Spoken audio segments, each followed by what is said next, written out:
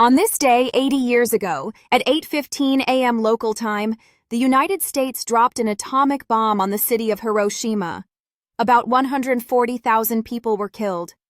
3 days later, on August 9, 1945, Nagasaki was bombed, and 74,000 people were killed. Thousands more died from nuclear radiation poisoning in the following months and years.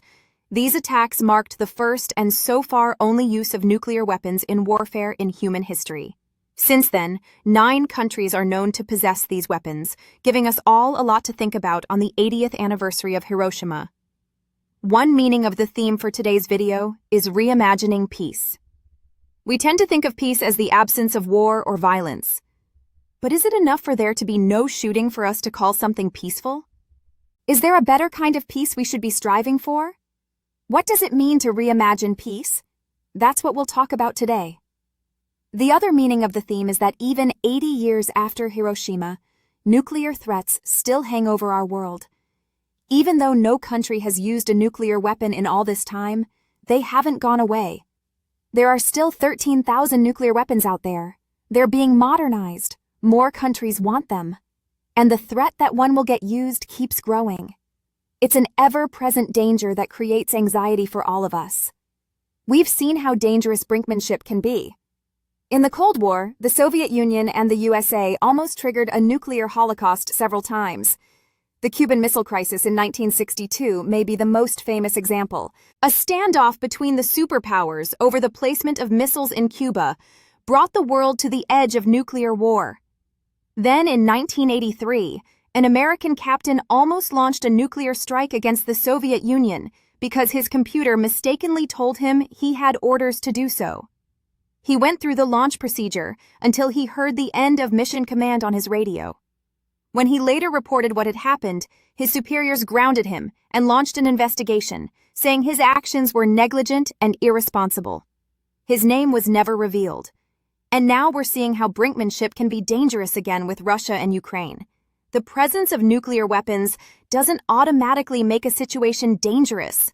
But when a leader feels their back is against the wall and they have few options left, things can go wrong and those weapons could get used. The world could end in minutes. Today, there are some good things happening to reduce nuclear dangers. The US and Russia, who together have 89% of all nuclear weapons, agreed to cut their stockpiles by half. China, France, the UK, Germany, Italy, Japan, India, Pakistan, Israel, and Iran also have them. We don't know if North Korea has any, and it claims it does. All these countries are members of the UN, and the treaty says they should disarm.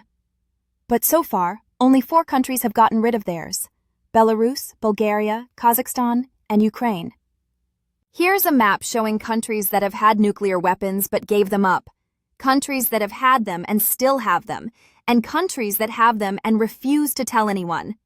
As you can see, the problem isn't going away. As part of my work, I'm privileged to meet fascinating people from around the world. Last year, I met 2 remarkable Japanese artists. Their names are Kazunari and Tomoko Sakamoto. They are husband and wife. They live in Seattle. They travel the world making art to raise awareness of the impact of nuclear weapons and advocating for peace. In 2002, they co-founded the Nuclear Free Future Foundation, which provides educational resources about the threat posed by nuclear weapons. In 2015, they created the Children's Peace Monument in Seattle, which includes a sculpture of 2 children holding an origami crane. Cranes are a symbol of peace in Japan, especially for children affected by the atomic bombs. Every year since 1945, thousands of children have made paper cranes as part of a campaign to wish for peace and raise awareness of the nuclear threat. The idea is that it takes 1,000 cranes to make a wish come true. I like their work because they take a very direct approach to advocate for something they believe in. If you want to learn more about their work, there is a link below this video. It's hard to say anything positive about Hiroshima or Nagasaki. 2 cities were destroyed, hundreds of thousands of people were killed or injured, and entire families were wiped out. But from the ashes of that horror, many survivors and people around the world rose up and said never again. One of the survivors is a man named Masatoshi Otake. He was 16 when the bomb fell on Nagasaki. He was working in a shipyard when the bomb exploded 6 miles from where he was. He survived, but he suffered from radiation exposure for decades. He passed away last month at the age of 83. He dedicated his life to telling others what happened in Nagasaki and calling for peace. After the bombings, the U.S. dropped leaflets on Japan saying that the war would end if the emperor stepped down and the country surrendered. Soon after, Japan did surrender. The emperor stayed alive. Some historians argue that dropping the bombs wasn't necessary to win the war, and that the U.S. did it to show the Soviet Union what it could do. A lot of people feel angry about what happened, especially in Japan. The government at the time didn't tell the people the bombs were coming, and many survivors felt betrayed by their own government and the USA, who they thought would protect them. To this day, survivors suffer from health issues and discrimination. It's hard for them to find work, and they can't get government help because the government says they don't have proof that they were exposed to radiation. Today, more than 70,000 hibakusha, Japanese people affected by the bombings, are still alive. They're getting older, and in the next few years there won't be many left. Many survivors feel that younger generations haven't done enough to remember what happened and learn from it. But not everyone agrees. A young Japanese woman wrote this, quote, "As someone who was born after the atomic bombings, I feel as though I have learned more about Hiroshima and Nagasaki than people who lived through the bombings. We learn about it in school, we visit museums, and we watch documentaries. But many people wonder whether we're doing enough." A survey conducted in July asked people in Japan and 11 other countries how familiar they are with what happened in Hiroshima and Nagasaki. Only 55% of respondents in Japan and 28% of respondents outside Japan said they knew a lot or somewhat about it.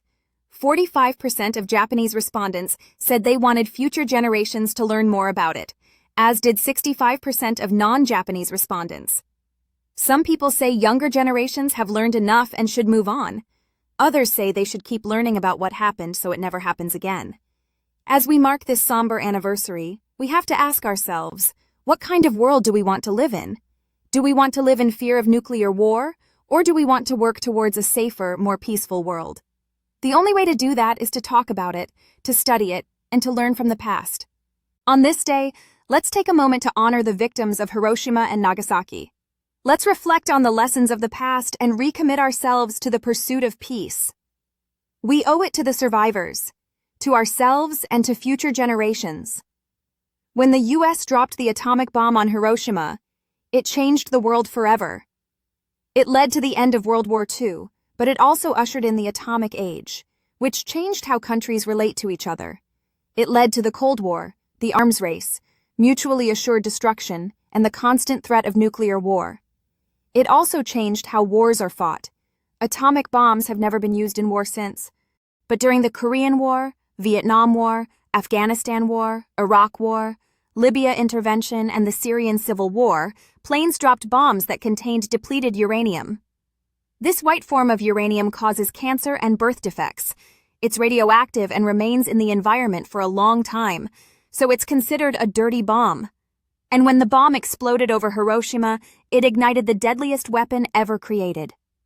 We can hope that it will never be used again.